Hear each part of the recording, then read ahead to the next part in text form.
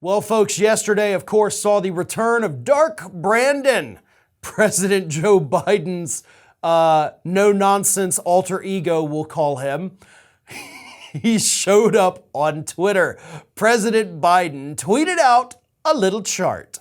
Because as we all know, right now we have the debt ceiling negotiations. The House, controlled by Republicans, has put forward legislation that calls for cuts for damn near everything that this country definitely doesn't need to cut, including veterans' benefits. And even as Republicans who want to cut veterans' benefits are out there saying we're not going to cut veterans' benefits, President Biden decided to let the American public know what was really happening. So he puts out a tweet with this little chart, and he says this: I hear House Republicans out on TV saying they would never vote to cut veterans' benefits. In case there's any confusion, I made a little chart that could help them out. And of course, there's the chart. Did you vote for this or did you not? Oh, you didn't? Congratulations, you didn't vote to cut veterans' benefits. If you did, you voted to cut veterans' benefits here in the United States. It really is that simple.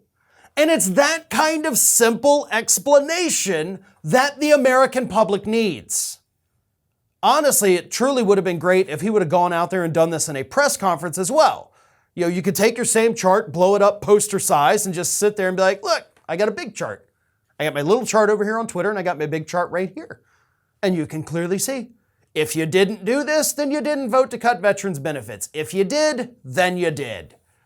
So that's what the American public needs to see.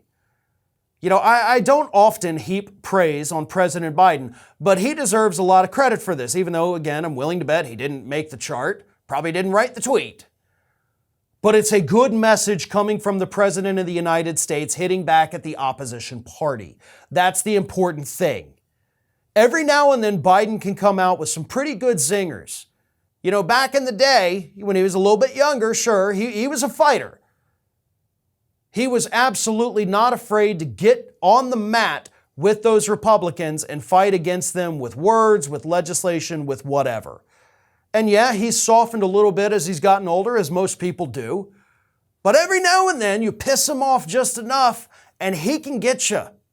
Like, he can come out with those one-liners. He's got the zingers and he will hit you for it. And honestly, with the way American politics is today, that may be the smartest approach.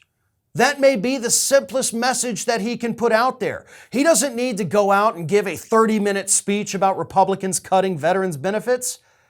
He can do it in a 2-sentence tweet. He can do it with a very simple printout. And that's what the American public needs. Short, quick, digestible, something they can understand, something that's not complicated. He didn't have to get into the mechanics of the legislation.